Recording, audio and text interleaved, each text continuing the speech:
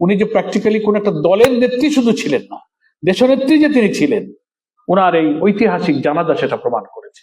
দল মত নির্বিশেষে লক্ষ কোটি মানুষ যেন স্রোতের মতো এই জানাজায় গিয়ে প্রমাণ করেছেন যে উনি শুধু বিএনপি নেত্রী নন, উনি দেশ নেত্রী, জাতীয় নেত্রী, এবং সারা পৃথিবীতে বাংলাদেশকে তিনি পরিচিত, সম্মানিত করে যাওয়ার মতো একজন অবিসংবাদিত নেত্রী তিনি ছিলেন। বছরের শেষ দিনে যাকে আমরা অত্যন্ত ব্যথাতুর হৃদয়ে বিদায় জানিয়েছি, তার স্মরণে আজকে এই শোক সভা এবং দোয়ার অনুষ্ঠানের আয়োজন করার জন্য আমি আবারও এই মিউজিকে ধন্যবাদ জানাচ্ছি। যারা আমরা উপস্থিত হতে পেরেছি, এটা আল্লাহ তাআলার খাস মেহেরবানি।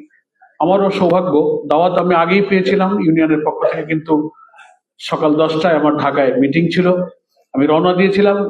পদ্মা সেতু থেকে আমি ব্যাক করেছি, মিটিংটা শিফট হওয়ার সুযোগে আমি আবার ব্যাক করেছি অন্য প্রোগ্রামের কারণে। তো আমি মনে করি এটা আমার জন্য আল্লাহ তাআলার খাস রহমত যে এখানে আমার উপস্থিত হওয়ার একটা সুযোগ তিনি দিয়েছেন। দুইটা কথা খুব সংক্ষেপে বলি, যেহেতু আমরা সবাই ব্যস্ত হয়ে পড়েছি।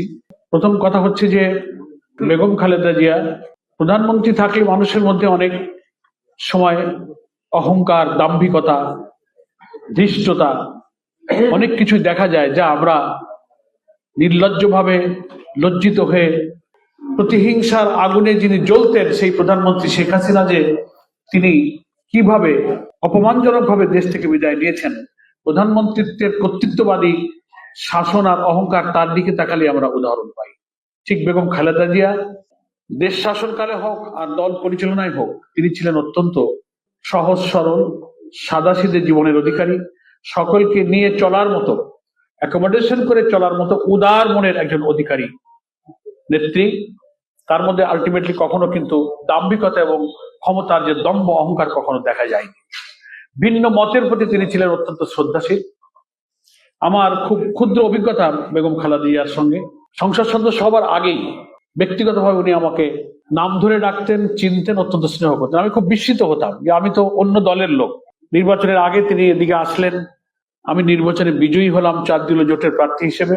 সংসদ ভবনে আমি যখন প্রথম নির্বাচিতরা রেজিস্টার খাতায় স্বাক্ষর করে ওখানে শপথের অনুষ্ঠানে যাওয়ার আগে কিছু ফর্মালিটিস থাকে, তো আমি বললাম 300 জন এমপি নির্বাচিত হয়েছে, উনার দলেই তো অনেক এমপি, আমি একটা দলের লোক, বয়সে একেবারে নবীন। দূর থেকে আমাকে ডাক দিয়েছেন যে পরার সাহেব কেমন আছেন, কাছে আসেন। উনি এবং প্রয়াত অর্থমন্ত্রী সাইফুর রহমান সাহেব বসা ছিলেন, বদরুদ্দোজা চৌধুরী সাহেব পাশে বসা ছিলেন। সেদিন থেকে আমার ওনার প্রতি এতটা শ্রদ্ধা বেড়েছে যে ওনার তো আমার নাম জানবার কথা না। এটা হচ্ছে যে রাজনীতিতে সকলকে নিয়ে, সকলের চিন্তা মতকে ধারণ করে চলার একটা উদার মানসিক অবস্থায় তিনি কিন্তু এই জাতির নেতৃত্ব দিয়েছিলেন।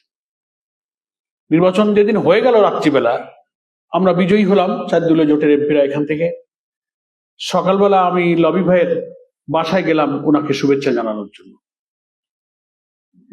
তো লবি ভাই আমাকে বললেন যে পরার ভাই, গভীর রাত্রে ম্যাডাম আমাকে ফোন করেছে যে খুলনার আসনগুলোতে আমাদের অবস্থা কি। তো আমি একে একে সব বলতে লাগলাম। বলে, তুমি পরার সাহেবের সিটের কথা বলো, ওখানে ওনার রেজাল্ট কি?